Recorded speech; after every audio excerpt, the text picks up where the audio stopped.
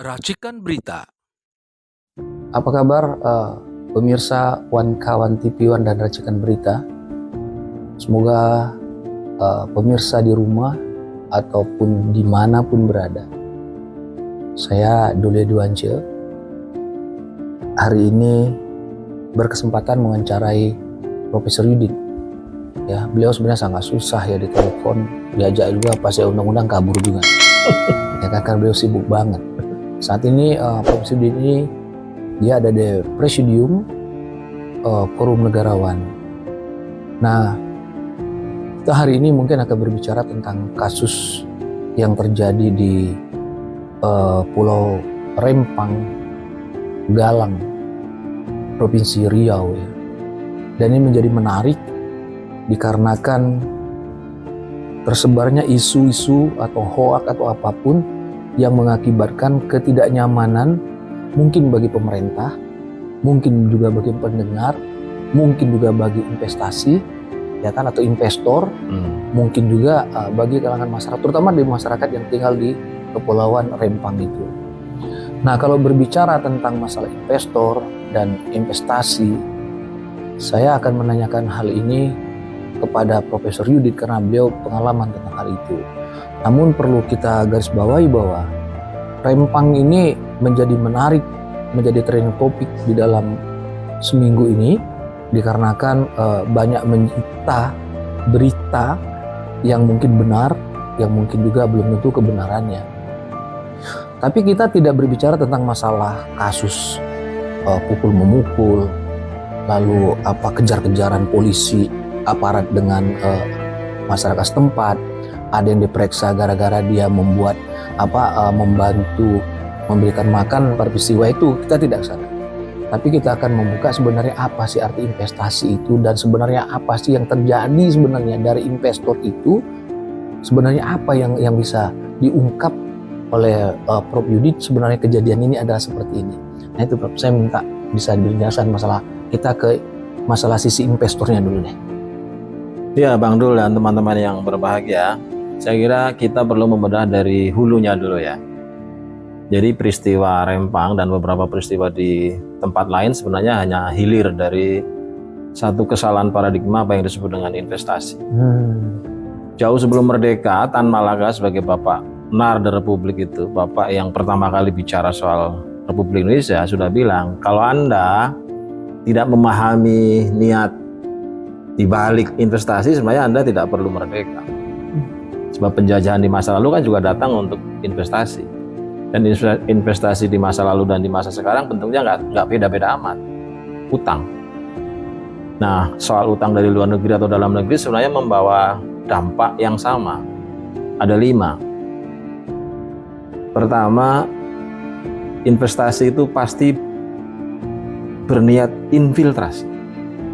Jadi kalau aku bawa duit ke Anda, Bang Dul, ini duit buat toko bakso, maka saya sudah menginfiltrasi Anda supaya Anda bisnis bakso.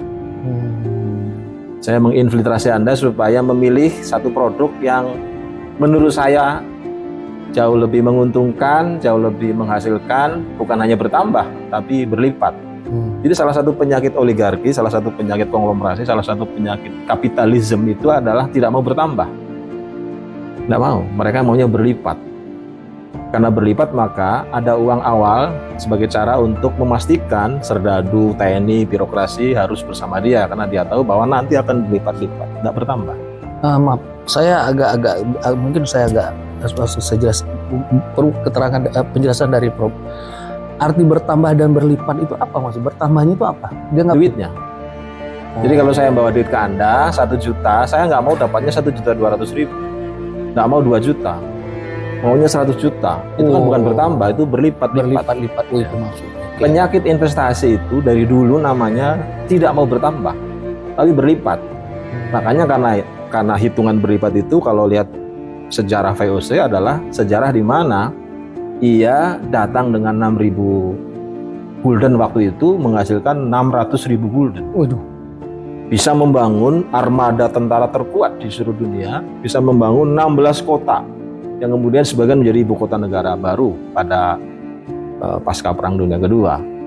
Itu artinya duitnya, kekayaannya, kapitalisme itu bukan bertambah, VOC, tapi berlipat-lipat. Itu juga nanti yang menjelaskan kenapa proses disparitas atau perbedaan antara Jawa, non-Jawa, perbedaan orang kaya dan orang miskin itu makin hari makin lebar, karena metodenya menganggap bahwa investasi itu tidak memiliki niat buruk. Padahal dampaknya jelas, ketimpangan itu.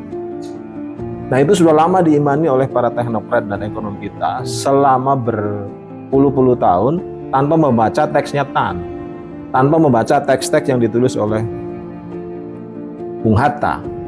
Karena rumusan ekonomi kita itu yang ada dalam pasal 33, terutama di konstitusi yang asli, itu mewajibkan kehadiran negara untuk menyelesaikan persoalan greedy yang dibawa oleh para investor, baik dari luar maupun dari dalam.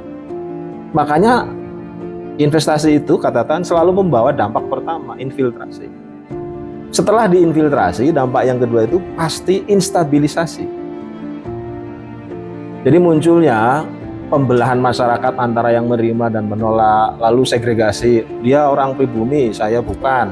Dia orang Jawa, saya bukan. Dia orang Rempang, saya bukan. Itu peristiwa hilir saja dari niat yang kedua yang disebut dengan instabilitas itu.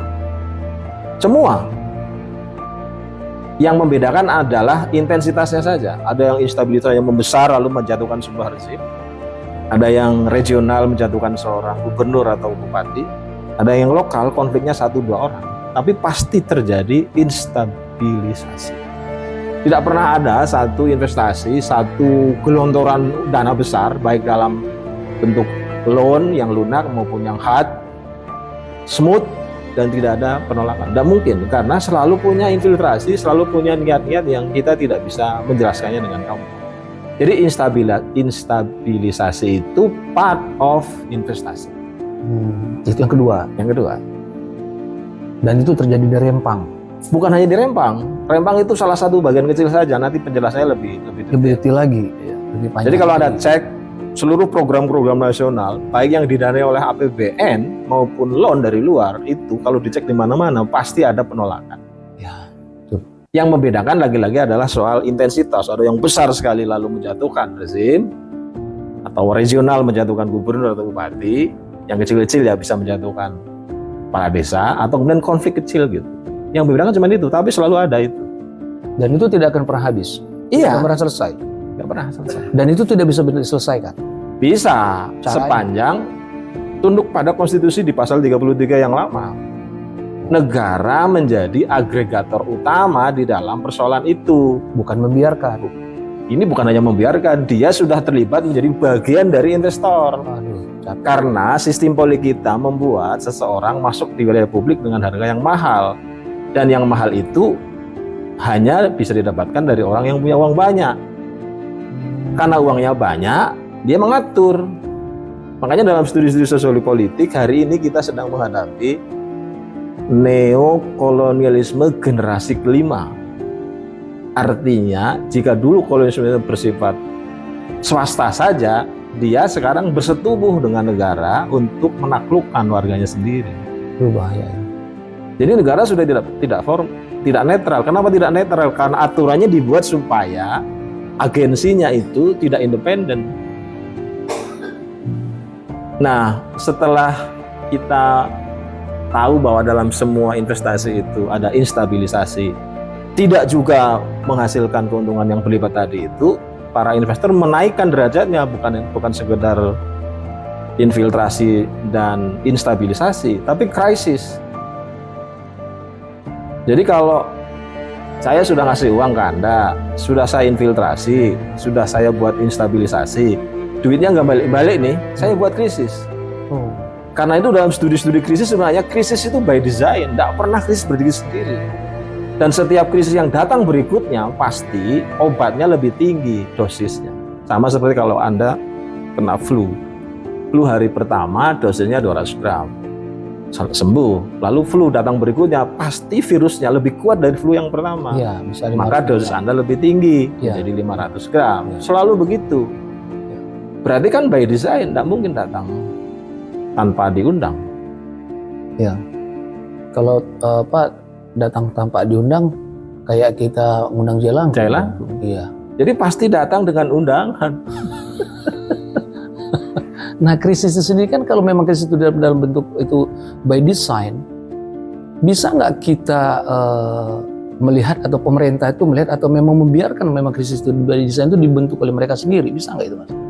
Ya karena itu bagian dari cara kapitalisme mengambil alih seluruh kekayaan yang ada dalam sebuah negara, sebenarnya bisa ditengarai kedatangannya. Cuman siapa yang melakukannya? Karena lembaga-lembaga negara itu sudah diisi oleh agensi yang beriman pada krisis itu. Aduh. Sehingga agensi itu bukan memanfaatkan kedudukannya untuk mengatasi krisis, dia part of crisis. Lihat kasus COVID-19. Kalau COVID-19 itu dimaknai sebagai datangnya investasi atau penyakit atau penjajahan dari luar, lalu kita punya kedaulatan, maka Menteri Kesehatan akan pidatonya keren.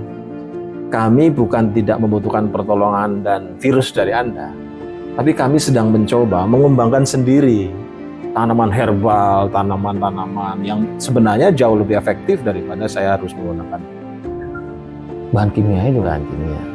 Tapi karena Menteri Kesehatannya atau bagian-bagian yang penting dalam konfigurasi COVID itu adalah agensi yang juga bagian dari mereka, ya dia dengan senang hati lalu dia bisnis. Ya, peng. Dia bisnis.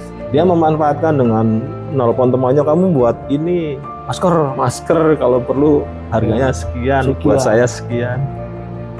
Dan terjadilah di 2019 sampai 2020 itu kita menjadi negara yang sangat kaya raya untuk bagi peng-peng itu kan, pengusaha untuk mendapatkan hasil dari menjual obat. Karena mereka kemudian membuat undang-undang agar mereka steril dari kejahatan. Kan dilindungi lewat omnibus law kesehatan itu, lewat undang-undang, lewat peraturan presiden dan seterusnya agar bisnis itu menjadi bagian dari cara mencegah COVID katanya. Ya, faktanya kan nggak begitu. Faktanya nggak, malah mereka kayak itu salahnya menterinya bukan Ibu Siti Fadila sih.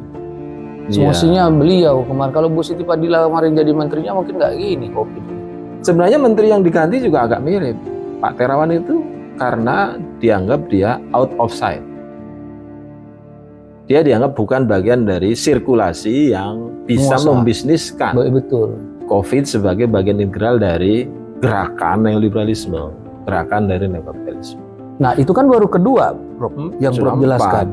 4. Krisis itu kan yang keempat. Yang 4 krisis 4. Yang ketiga tadi? Jadi infiltrasi, instabilasi. Jadi instabil kan? Ya, stabilisasi lah ya. Dan yang ketiga? Krisis. Yang keempat? Influence sekarang. Yang kelima? Nanti ujungnya invasion. Ujungnya itu diinvasi.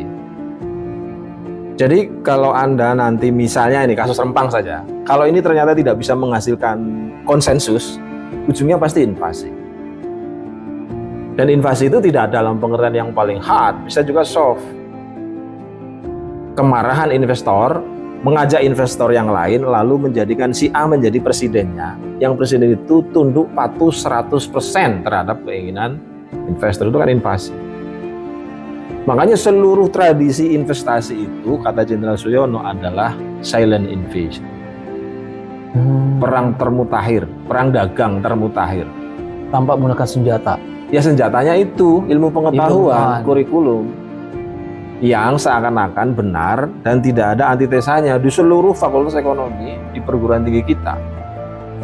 Jadi kemarin itu saya sempat wawancarai, bukan wawancarai, kebenaran ada acara diskusi publik juga.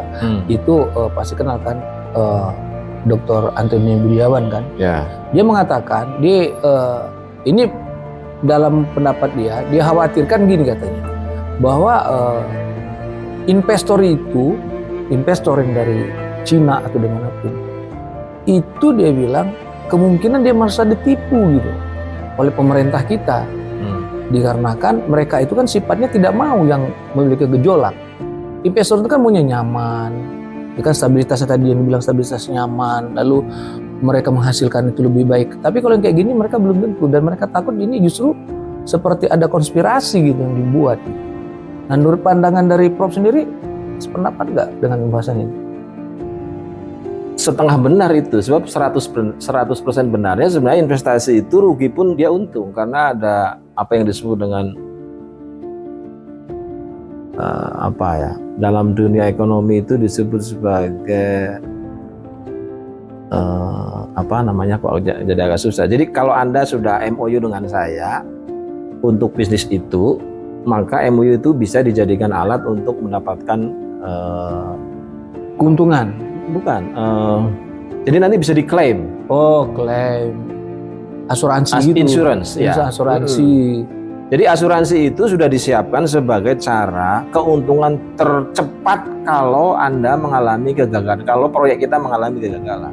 Oh. Jadi kan kita misalnya gini nih, ini teman-teman kita organize untuk menolak investasi di Rempang, lalu fail.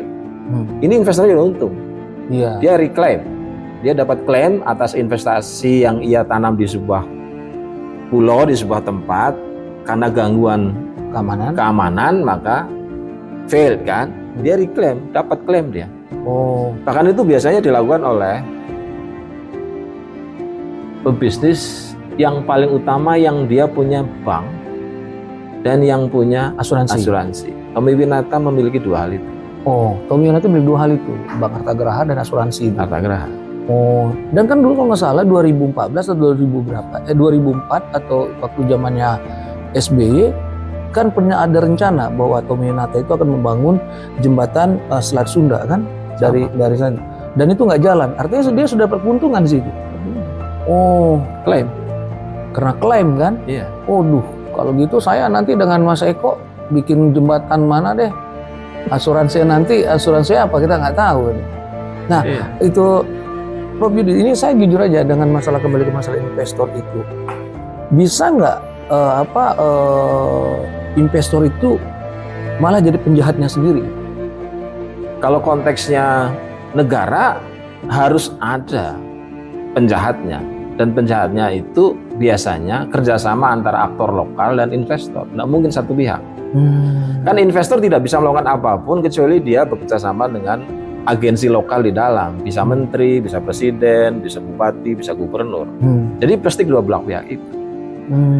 Nah, ini bisa dipahami betapa sulitnya mengurai investasi sebagai silent invasion karena kurikulum kita sejak awal memang tidak membuat itu sebagai the battle of sovereignty. Jadi seakan-akan begitu kita merdeka, kita tidak mampu mencetak uang, kita tidak mampu memproduksi kapital, kita tidak mampu membuat bahwa negara memiliki kedaulatan di dalam pengelolaan uang. Materi itu di dalam sekolah kita hilang. Karena hilang begitu Anda jadi presiden, kerja Anda itu nyari utang kemana-mana. Itu karena apa? Karena waktu sekolah, kurikulum negara memiliki kedaulatan nyetak uang itu hilang. Kurikulum bahwa pemerintahan bisa mencetak uang bekerjasama dengan negara nanti bisa meminta kepada bank sentral untuk mencetak uang, itu hilang. Jadi uang kita itu dicetak karena ada hubungan dengan dunia internasional. Itu kurikulumnya. Sehingga negara yang dipimpin oleh kepala negara, yang dipimpin oleh presiden misalnya, karena pengetahuan itu hilang, dia tidak tahu bahwa dirinya itu berdaulat. Nah, kalau dia tidak tahu dirinya berdaulat, mestinya nggak perlu ada negara merdeka. Itu kata Tan Malaka. Bukan hanya kata Tan Malaka, kata semua orang yang menyadari bahwa dulu kita perlu merdeka agar uang kita ini terbebas dari VOC dan Belanda gitu loh. Kalau masih berhubungan dengan luar, ya nggak perlu merdeka. Ngapain merdeka? Karena melekat dalam tradisi kemerdekaan itu yang disebut dengan sovereinitas, kedaulatan, termasuk di dalamnya kedaulatan mencetak uang. Soal apapun alasannya, negara punya hak untuk mengaturnya. Misalnya gini, hari ini perbankan hanya bisa menerima boroh yang disebut dengan emas, boroh yang disebut dengan rumah dan tanah. Siapa yang buat aturan? Kan negara. Artinya negara kalau besok memutuskan bahwa kecerdasan Pak Burhan, kecerdasan Pak Dul, kecerdasan siapapun bisa dijadikan boroh, bisa dong. Otakku, hatiku, tanganku, pengetahuanku, gubukku, atau apapun yang di luar tadi, di luar emas, di luar rumah, kan bisa dijadikan boroh. Artinya negara punya hak untuk mengatakan kita bisa menghasilkan uang dari apapun, tidak harus tunduk pada satu konfigurasi internasional. Itu yang disebut dengan state, kedaulatan negara. Nah, sekarang agak nyimpang nih, tapi ini saya perlu tahu. Bagaimana dengan Freeport? Freeport kan investor juga. Tapi kok dia adem-adem, tapi di saat dibutuhkan ada ribut lagi. Coba. Enggak selalu ribut itu di sana. Enggak pernah adem. Nggak pernah adem. Di Freeport itu? Iya. Sampai sekarang? Sampai sekarang. Tapi tidak diekspos? Diekspos juga. Persoalannya itu kan berhubungan dengan apa yang disebut dengan serdadu. Jadi kalau ada ribut berarti itu eksperimentasi seseorang pengen jadi kasat. Eksperimentasi seseorang pengen jadi pangkostrat. Itu di situ mainnya. Oh. Itu dari dulu kontraknya begitu. Oh. Nah Wadas?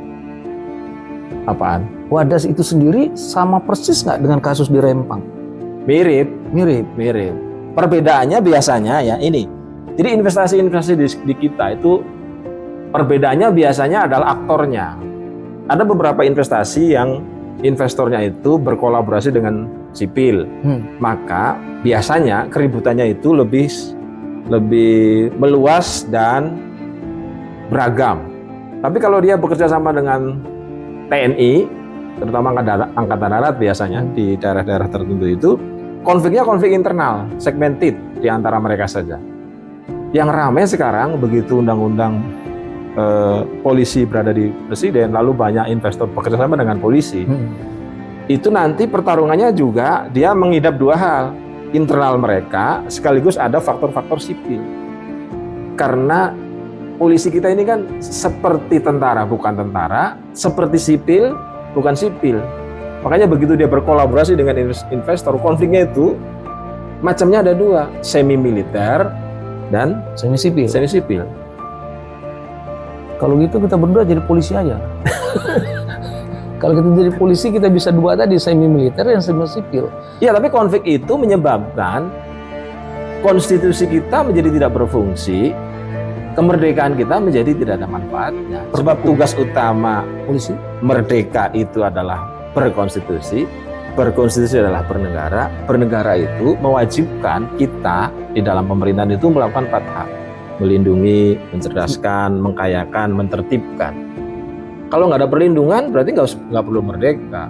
Kalau tidak mengkayakan tidak perlu merdeka. Kalau tidak bisa mencerdaskan tidak perlu merdeka. Udah ikut saja dengan penjajahan. Nah, polisi, tentara sebenarnya part of state yang punya tugas mensukseskan 4 itu. Kalau Anda polisi, kalau Anda tentara, kalau Anda birokrat, Anda punya tugas untuk melindungi segenap tumpah darah, udara, air, laut. Itu yang paling utama, karena bernegara itu berkonstitusi. Konstitusinya masih begitu loh, walaupun sudah diamandemen, preamblemnya masih bilang begitu. Bukan hanya berkewajiban melindungi, tapi juga menyejahterakan. Nah, kalau tiba-tiba investasi membuat mereka tidak sejahtera, Anda mengkhianati preamblem. Bukan hanya mensejahterakan, tapi juga mencerdaskan. Karena kalau sejahtera doang tidak cerdas, kemungkinan dia tidak bisa mewarisi dan mengembangkan seluruh warisan itu akan binasa. Makanya kan dari dulu selalu dikatakan bahwa warisan terbaik adalah pendidikan. Ya. Dengan asumsi mereka yang terdidik itu menjadi cerdas, sehingga kecerdasan itu bisa membuat perlindungan dan bisa membuat kesejahteraan. Tapi ingat, karena kalian semua itulah part of semesta, Anda harus terlibat dalam ikut serta dalam ketertiban dunia, gitu loh. Disitulah kecerdasan Bung Karno dan teman-teman. Nah, fungsi birokrasi, fungsi tentara, fungsi Polri, fungsi Satpol PP, atau mereka-mereka yang sebagai agensi pemerintahan, kalau nggak melaksanakan ini, sebenarnya dia mengkhianati. Even di pasal-pasal yang lain sudah diganti lah dengan pasal-pasal yang menuju pada super liberal, tapi preamblemnya kan belum diganti. Jadi mengkhianati preamblem otomatis mengkhianati Pancasila dong. Ya, betul. Kalau mengkhianati Pancasila ya nggak perlu merdeka, sebab adanya Pancasila, preamblem dan pasal-pasal itu menjadi satu garis batas yang membedakan kita bangsa Indonesia dengan mereka yang bukan bangsa Indonesia. Masalah kembali ke Tan Malaka. Kalau mendengar bahasa dari kata Tan Malaka tadi, kalau kita masih ketergantungan dengan orang ya, nah, sekarang kita merdeka kan. Dalam konsepnya Prof Yudin apa itu? Maksudnya gini, lebih kita dijajah aja deh, kita ikut penjajah aja gitu. Kalau kita masih ketergantungan dengan orang lain gitu misalnya. Iya, makanya saya ingin bilang kepada Pak Dul ya, ini sebenarnya persoalannya bukan di hilir. Ya hilir memang ada masalah ya, sehingga terjadi keributan, terjadi penangkapan, terjadi apa ya perang kecil-kecil lah antar warga negara sendiri. Tapi sebenarnya di hulunya itu nggak benar. Di hulunya adalah hilangnya satu tradisi, hilangnya satu kurikulum bahwa negara ex officio di dalam dirinya mengandung sovereignitas, mengandung Ya, yang tadi juga kedaulatan. ada kedaulatan. Kalau kehilangan kedaulatan, terutama di dalam menciptakan sumber-sumber pendanaan, kok tidak daulat, akhirnya seperti sekarang. Ya, terhancur. Nah, kesadaran itu kan harus dibangun lewat kurikulum, lalu diimplementasikan di sekolahan, formal, informal, non formal. Nah, kalau di sumber-sumber pengetahuan sekolahan itu tidak ada, ya akhirnya dia menjadi bagian integral dari apa yang disebut dengan globalisasi. Yang ingin semua tunduk pada aturan mereka. Ya kalau tunduk pada aturan mereka nggak usah merdeka, Mas. Ya makanya jangan merdeka aja. Tahu gini saya merdeka, nggak usah merdeka kemarin saya. Sendiriin aja negara lain. Baik, sebenarnya saya mau banyak mengorek tentang keilmuan yang ada di Prof Yudi ini. Cuma saya jujur bahwa masih banyak saya pelajari dan harus saya dalami. Karena berbicara dengan seorang Prof ini kan harus tidak sembarangan untuk menyampaikan sebuah pesan. Apalagi ini akan ditonton oleh ribuan penonton. Jadi saya tadi memberikan pertanyaan atau apapun dan yang dijawab oleh Prof itu adalah sesuatu yang sangat bagus dan itu saya sendiri baru tahu ya bagaimana orang-orang pendahulu seperti Tan Malaka lalu Bung Hatta sebagai bapak proklamator kita sendiri sebenarnya dari dulu sudah memberikan arahan atau masukan tentang bagaimana sebenarnya cara berinvestasi dan kenapa kita lebih baik ada sebuah kata ya lebih baik kita dijajah daripada kita ngikutin orang kan. Seperti itu. Jadi ngapain kita merdeka gitu. Nah itu sebuah konsep ekonomi yang sangat menarik dan itu satu hal yang harus kita ketahui.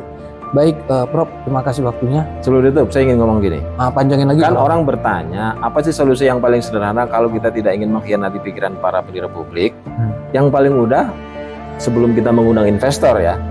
Jadi mereka yang ada dalam sebuah pulau ini misalnya Anda presiden ya. Ada yang lalu sebagai seorang presiden Anda kan punya visi misi presiden karena sekarang kita presidensil ya, bukan GBHN. Karena presidensil maka Anda sudah punya pikiran pulau tersebut mau Anda bangun misalnya. Yang perlu dilakukan adalah Anda datang kepada mereka yang ada di situ, dirembuk bareng-bareng. Kalau mereka setuju ada pembangunan, yang paling mudah adalah bersama-sama dengan masyarakat yang ada di situ, membuat itu sebagai boroh di BI. Selesai. Jadi nggak perlu ngundang pusing-pusing investor dari mana-mana.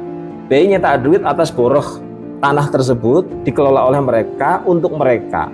Kalaulah gagal, tinggal di-delete di BI. Selesai. Loh, kenapa jadi repot banget ya? Ya karena investasinya itu bersumber pada kurikulum yang dipakai dan diciptakan oleh neoliberalisme sebagai kepanjangan tangan kolonialisme kuno. Kan kolonialisme itu never ending stories, never ending. Dia akan terus berubah-ubah agar walaupun perubahan zaman. Iya, agar kekuasaannya tidak tak terbatas. Waduh. Berarti selama ini kita udah terjadi seperti itu ya. Ngaco aja. Jadi itu solusinya, Bro. Iya, sederhana sekali sebenarnya. Iya, kenapa kita ribut ya? Tahu gini saya dari negara aja dia mau Mas Burhan. Justru harusnya kita keluar kalau mau. Keluar dalam hal ini, keluar dari masalah kasus ini. Bukan keluar untuk menjadi investor di negara lain yang percaya pada teori itu. Oh, ini yang bagus. Iya. Itu mentalitas outward lookingnya begitu.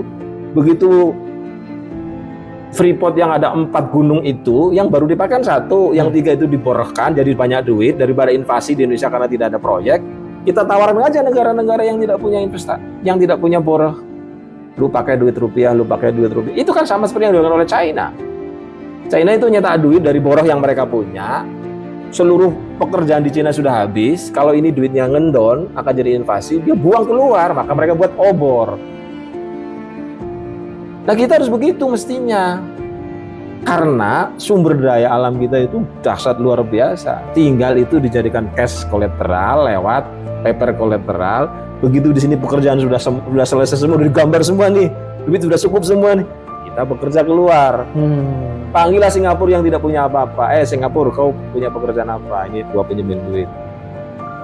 Pergilah ke negara-negara yang tidak punya gunung emas, tidak punya minyak, tidak punya apapun. Tawarkan. Jadi kalau Anda memimpin sebuah negara yang sumber daya alam itu melimpah, lalu Anda menggunakan metode utang, Anda nggak ngerti bahwa Anda itu sudah merdeka. Waduh.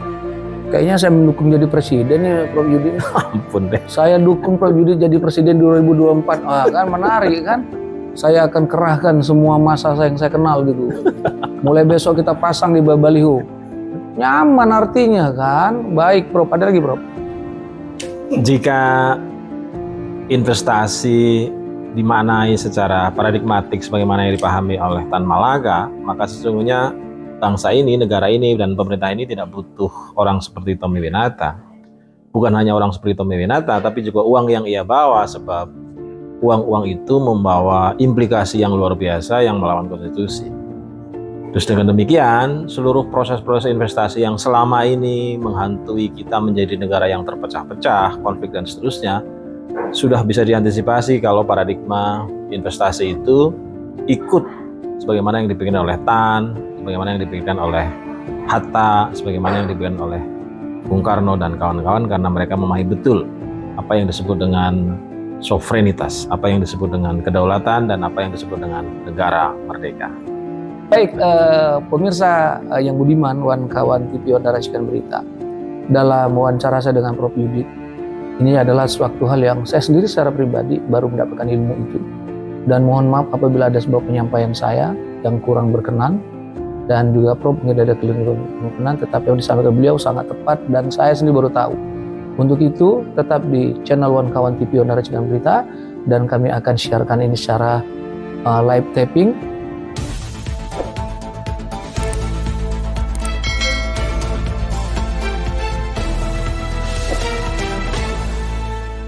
Racikan Berita